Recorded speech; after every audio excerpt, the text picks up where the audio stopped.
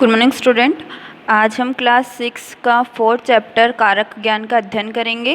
कारक ज्ञान मतलब शब्दों के जो चिन्ह हैं उनका ज्ञान हम आज यहाँ पे करेंगे इस चैप्टर में। अब हम चैप्टर स्टार्ट करते हैं कि संज्ञा शब्द में निम्नलिखित 7 कारक होते हैं। संज्ञा शब्दों में 7 कारक होते हैं। कौन कौन से? संज्ञा शब्द उसको कहते हैं जो किसी व्यक्ति, वस्तु, स्थान के नाम हो, और इसके अंदर जो है 7 कारक होते हैं। कर्ता कारक, कर्म कारक, करण कारक, संप्रदान कारक, अपादान कारक, संबंध कारक और अधिकरण कारक। इस तरह से ये कितने कारक होते हैं? 7 कारक होते हैं। विशेष संबोधन को 8वां कारक नहीं माना जाता है क्योंकि इसका कर्ता के साथ सीधा संबंध नहीं होता है। संबोधन को क्या हम 8वां कारक नहीं मानते हैं। मतलब जो है एक और विभक्ति होती है जिसका नाम क्या होता है? संबोधन होता है, परंतु हम उस विभक्ति को यहाँ पर नहीं ले सकते हैं क्योंकि उसका क्या होता है? क्रिया के साथ सीधा संबंध नहीं होता है। मतलब क्रिया के साथ सीधा संबंध ना होने के कारण से हम उसको 8वां कारक नहीं मानते हैं। तो केवल हमारे पास कितने कारक होते हैं? 7 कारक होते हैं। कौन कौन से? कर्ता कारक, कर्म कारक, करण कारक, संप्रदान कारक, अपादान कारक, संबंध कारक और अधिकरण कारक। फिर इसके बाद में आता है विशेष। जो इसमें ये बात स्पष्ट की गई है कि 8वां कारक नहीं होता है क्योंकि इसका क्रिया के साथ में सीधा संबंध नहीं होता है। फिर होता है विभक्ति चिन्ह ज्ञान। फिर विभक्ति होती है जो हम किसी वाक्य को बनाने के लिए जब कर्ता के अनुसार हम क्रिया को चेंज करते हैं तो उस क्रिया में विभक्ति लगती है। मतलब पास्ट टेंस या फिर जैसे हम इंग्लिश में कहते हैं पास्ट, प्रेजेंट, फ्यूचर के अनुसार हम वर्ब चेंज करते हैं, उसी तरह से संस्कृत के अंदर क्या होता है कि भूतकाल, भविष्यकाल और वर्तमान काल के अनुसार क्रिया चेंज होती रहती है। तो उसको हम वहाँ पर जो है उस क्रिया में हम विभक्ति का प्रयोग करते हैं। तो यहाँ पर बताया गया है कि उपरोक्त बताए गए 7 कारकों की 7 विभक्तियाँ होती है। यानी कि जो कारक आपको बताए गए हैं ऊपर, इन कारकों की कितनी विभक्तियाँ होती है? प्रत्येक कारक की विभक्तियाँ होती है वो होती है 7। ये विभक्तियाँ प्रत्ययों के रूप में शब्दों के साथ प्रयोग की जाती हैं जो कारक बताने में सहायक होती है। कारक के चिन्हों को विभक्ति कहते हैं। यानी कारक जो चिन्ह होते हैं उनको हम क्या कहते हैं? विभक्ति कहते हैं। कारक विभक्तियों तथा उनके सामान्य अर्थ इस प्रकार हैं। कारक विभक्तियाँ और उनके सामान्य अर्थ इस प्रकार हैं। कौन कौन से हैं? कारक यहाँ पे हैं, विभक्तियाँ हैं और उनके सामान्य अर्थ अथवा चिन्ह हैं। तो कौन कौन से हैं? कर्ता, इसकी विभक्ति कौन सी हो गई? प्रथमा, और इसका कारक चिन्ह क्या हो गया? ने हो गया। फिर कर्म, इसकी विभक्ति हो गई द्वितीया और इसका जो सामान्य अर्थ है और जो इसका कारक चिन्ह है वो हो गया को। फिर हो गया करण, तो इसकी विभक्ति हो गई द्वितीया और इसका सामान्य अर्थ और चिन्ह हो गया ने या से के द्वारा। फिर हो गई संप्रदान, तो इसमें हो गई चतुर्थी विभक्ति और इसमें हो गया के लिए या को। फिर हो गई अपादान, तो इसमें हो गई पंचमी विभक्ति और फिर इसमें हो गया चिन्ह हो गया से और इसका हो जाएगा अलग अर्थ के अलग होने के अर्थ में।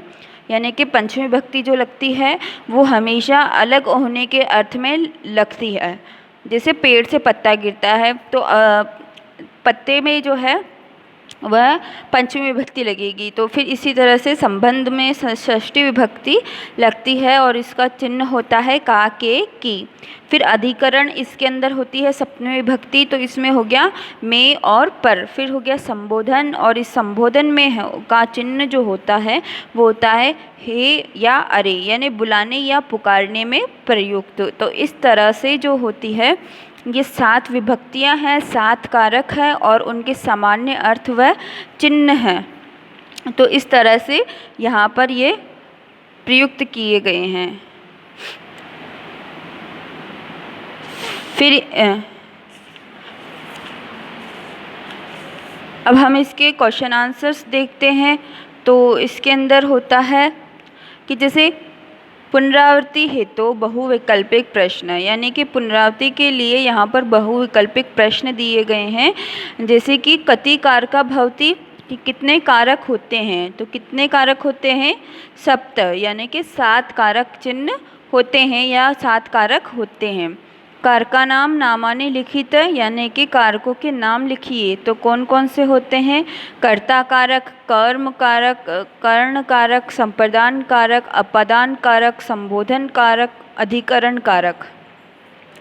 फिर होता है कति विभक्तया भवन्ति, फिर ये हो जाएगा अष्ट, तो ये हो जाएगा 8 विभक्तियाँ होती है। फिर विभक्ता नाम नामानि लिखित है, कौन कौन सी होती है, प्रथमा, द्वितीय विभक्ति, तृतीया विभक्ति, चतुर्थी विभक्ति, पंचमी विभक्ति, षष्ठी विभक्ति और सप्तमी विभक्ति। फिर होती है तृतीया कारकस्य नाम किमस्ति, यानी तीसरी कारक का नाम क्या है, तो वो हो जाएगा कर्ण कारक, कि उसका नाम क्या है, कर्ण कारक। तो मैंने यहाँ पे चौथा पाठ पढ़ा दिया आपको। अब मैं आपको यहाँ पे इसी में ही मैं आपको 5वां पाठ पढ़ा रही हूँ कि इसके अंदर होता है शब्द रूप। तो शब्द रूप जो होते हैं वो भी जो है कि कारक और जो संस्कृत ट्रांसलेशन का जो कार्य होता है उसमें वह बहुत महत्वपूर्ण होते हैं शब्द रूप। तो शब्द किसे कहते हैं कि वर्णों का सार्थक समूह ही शब्द कहलाता है। संस्कृत भाषा में संज्ञा शब्दों का विभाजन इस प्रकार किया गया है।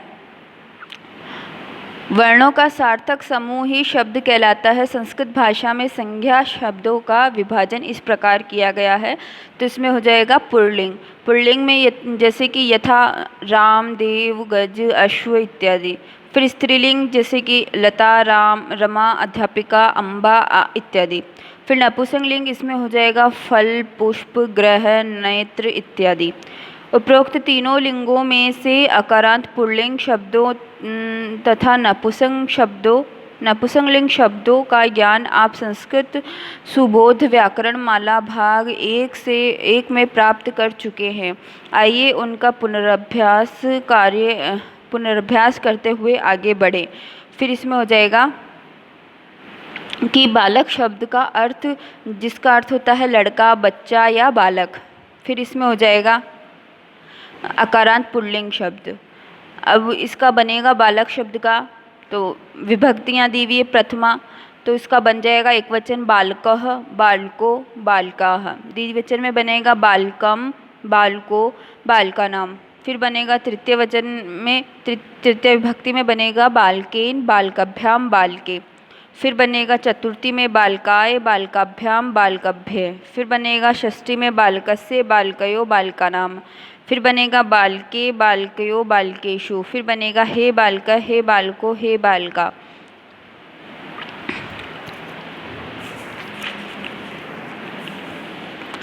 फिर बनेगा बालक शब्द के रूपों का प्रयोग। फिर बनेगा प्रथमा विभक्ति में एक वचन में बालक।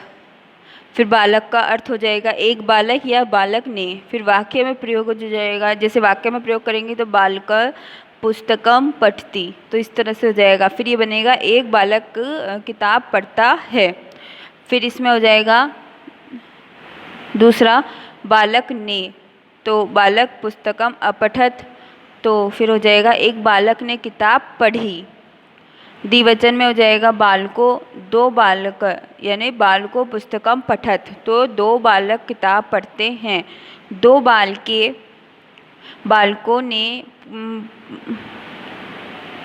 बालको पुस्तकम अपठत, तो 2 बालकों ने किताब पढ़ी। फिर बहुवचन में हो जाएगा बालका, सब बालकों ने, बालका पुस्तकम पठन्ति, बालका पुस्तकम अपठन, सब बालक किताब पढ़ते हैं, सब बालकों ने किताब पढ़ी। तो विशेष यहाँ पे नए चिन्हों का प्रयोग होने पर प्रथमा विभक्ति में कर्ता के साथ भूतकाल लट लकार की क्रिया होती है, यानी कि जहाँ पर अगर ने लग रहा है तो वहाँ पर क्या हो रही है, भूतकाल की क्रिया, और जहाँ पर ये आ रहा है तो वहाँ पर हो रही है वर्तमान काल की क्रिया। फिर ये हो रहा है तृतीया विभक्ति, तो तृतीया विभक्ति का भी ऐसे ही है, एक वचन बालकेन, एक बालक से या के द्वारा वाक्य प्रयोग हो जाएगा बालकेन पुस्तकम पठते, तो हिंदी अर्थ हो जाएगा एक बालक के द्वारा किताब पढ़ी जाती है। फिर हो जाएगा द्विवचन बालकाभ्याम, दो बालकों के द्वारा बालकाभ्याम पुस्तकम पठेत। फिर हो जाएगा दो बालकों के द्वारा पुस्तकम किताब पढ़ी जाती है। फिर हो जाएगा बहुवचन बालके, तो ये हो जाएगा सब बालकों के द्वारा जो है पुस्तक पठेते यानी पुस्तक पढ़ी जाती है, सब बालकों के द्वारा किताब पढ़ी जाती है। फिर हो जाएगा चतुर्थी विभक्ति, तो इसमें हो जाएगा एक वचन में कि बालकाए। फिर हो जाएगा अर्थ इसका एक बालकों को या के लिए। वाक्य प्रयोग हो जाएगा इसका बालके पुस्तकम यच्छति। फिर वो जाएगा वह एक बालक को किताब देते हैं। फिर हो जाएगा द्विवचन में बालकाभ्याम, दो बालकों को या के लिए स बालकाभ्याम पुस्तकम यच्छति, वह दो बालकों को किताब देता है। फिर हो जाएगा बहुवचन बालकाभ्य सब बालकों को या के लिए यह बालकाभ्य पुस्तकम यच्छति, कि वह सब बालकों को किताब देते हैं। फिर यहाँ हो जाएगा एक वचन का हो जाएगा बालकात या बालकों से, स बालकात पुस्तकम नयति, वह एक बालक से किताब ले जाता है। द्विवचन बालकाभ्याम दो बालकों से, स बालकाभ्याम पुस्तकम नयति, वह दो बालकों से किताब ले जाता है। पुस्तक बहुवचन बालकाभ्य सब बालकों से, स बालकाभ्य पुस्तकम नयति, वह सब बालकों से किताब ले जाता है। फिर षष्ठी विभक्ति एक वचन बालकस्य एक बालको का के की, यानी षष्ठी विभक्ति का जो कारक चिन्ह क्या होता है का के की, तो इसका वाक्य में प्रयोग कैसे होता है बालकस्य, क्योंकि बालकस्य में हम कौन सी विभक्ति लगा देंगे षष्ठी। फिर हो जाएगा जनक हस्ति, तो ये हो जाएगा एक बालक का पिता हंसता है, क्योंकि यहाँ का लग जाएगा तो कारक चिन्ह षष्ठी विभक्ति का हो जाएगा। फिर हो जाएगा द्विवचन में बालकयो, तो ये हो जाएगा दो बालकों का के की, जो इसका भी जो कारक चिन्ह है वो तीनों में से कोई सा भी हम लगा सकते हैं। फिर बालकयो जनक हस्ति, तो यहाँ पे हो जाएगा दो बालकों के पिता हंसते हैं। फिर बहुवचन बालका नाम, तो सब बालकों का के की में से कोई भी कारक चिन्ह, फिर बालका नाम जनक हस्ति, फिर हो जाएगा सब बालकों के पिता हंसते हैं। फिर हो जाएगा सप्तमी विभक्ति, तो हो जाएगा एक वचन रूप अर्थ वाक्य प्रयोग हिंदी अर्थ, तो हो जाएगा एक वचन, तो हो जाएगा बाल के एक बालक में पर बाल के बहव गुणा संति, एक बालक में अनेक गुण हैं। द्विवचन बालकयो दो बालकों में बालकयो वहत गुणा संति, दो बालकों में अनेक गुण हैं। बहुवचन बालकेषु सब बालकों में पर बालकेषु बहव गुणा संति, सब बालकों में अनेक गुण हैं। तो इस तरह से आप लोग कर सकते हो। इसमें संबोधन में भी यहाँ पे बताया गया है कि संबोधन में आप कैसे करोगे कि एक वचन, तो संबोधन का जो चिन्ह होता है जहाँ पे होता है उसमें संबोधन विभक्ति होती है। तो ये हो जाएगा हे बालक, तो हे बालका त्वम किम पठति, तो हे बालक एक बालक, हे एक बालक तुम क्या पढ़ते हो। द्विवचन में हो जाएगा हे बालको, हे दो बालको, हे बालको युवा में किम पठत, तो ये हे दो बालको तुम क्या पढ़ते हो। तो इस तरह से ये संबोधन में हो जाएगा हे बालको, हे सब बालको, हे बालको युयाम किम पठत, तो हे सब बालको तुम सब क्या पढ़ते हो। तो इस तरह से ये सारे विभक्तियाँ जो है आपकी सातों विभक्तियाँ यहाँ पे बता दी गई है, और उनमें किस तरह से विभक्ति का प्रयोग होगा और विभक्ति का प्रयोग होने के बाद में उनका क्या अर्थ निकलेगा, जिससे कि उनका कारक चिन्ह भी उसमें हो जाए और विभक्ति भी उसमें समाहित हो जाए। तो इस तरह से आप लोग भी है ना ये जो विभक्ति है उसका एक एक उदाहरण अपनी कॉपी में करेंगे और इन विभक्तियों को करने का प्रयास करेंगे।